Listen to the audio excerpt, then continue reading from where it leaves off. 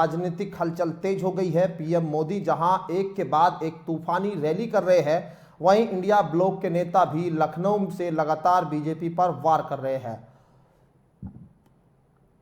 अब इस बीच सपा अध्यक्ष और कन्नौज से चुनाव लड़ रहे अखिलेश यादव ने बीजेपी के 400 पार के नारे पर तंज कस दिया है। उन्होंने कहा कि बीजेपी और उनकी पार्टी के सहयोगियों की चारों खाने चित हो चुकी है।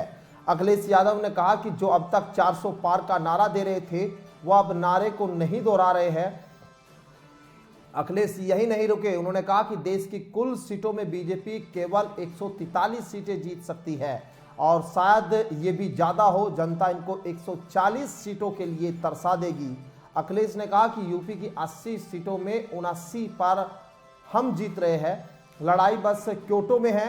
क्योटो क्या है, इस पर अखिलेश यादव ने कहा कि ये वो सीट है जहां से पीएम मोदी चुनाव लड़ रहे हैं। कन्नौज से बीजेपी प्रत्याशी सुब्रत पाठक को लेकर भी बयान दिया और जो बड़ा दावा, बड़ा बयान यहां पर अब अखिलेश यादव का सामने आ रहा है वो यही कि 400 में बीजेपी क्या 143 सीटें जीतेगी, क्योंकि ये भी एक बड़ा अपने आप में दावा जिस तरह से वो कर रहे हैं। बीजेपी यहां पर लगातार बहुमत की सरकार बनाने की बात कर रही है, 400 पार की बात कर रही है, लेकिन विपक्ष इस 400 पार को संविधान को खतरे से भी जोड़कर जनता के बीच बता रहा है।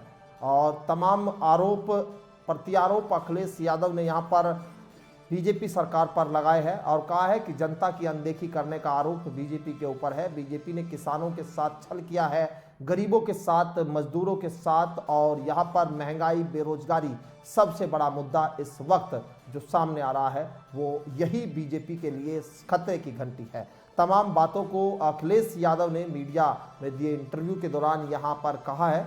और बता दें कि 400 पार के दावे को लेकर पीएम मोदी ने कहा है कि एक परिवार हमेशा अपने बच्चे से हर परीक्षा में बेहतर प्रदर्शन की उम्मीद करता है। यदि किसी परिवार का बच्चा 90 नंबर हासिल करता है तो उसे अगली बार 95 नंबर प्राप्त करने के लिए कहा जाता है। इसलिए हमेशा पिछली बार से बेहतर करने की कोशिश करनी चाहिए। चुनाव में एनडीए के सीट 400 से ज़्यादा ही होने की उम्मीद यहाँ प्रधानमंत्री मोदी, बीजेपी लगातार कर रही है, लेकिन विपक्ष इस दावे को सिरे से खारिज कर रहा है और इसकी हवा निकालने पे लगा हुआ है।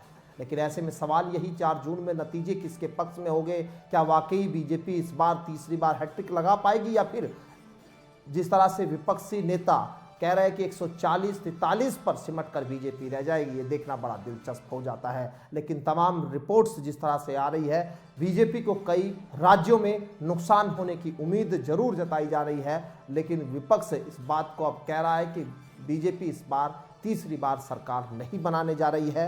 आपको बता दें कि यहाँ पर मल्लिकार्जुन खड़गे ने जब यूपी में प्रेस कॉन्फ्रेंस की थी तो उन्होंने भी साफ कहा था कि इस बार इंडिया गठबंधन की सरकार देश में बनने जा रही है।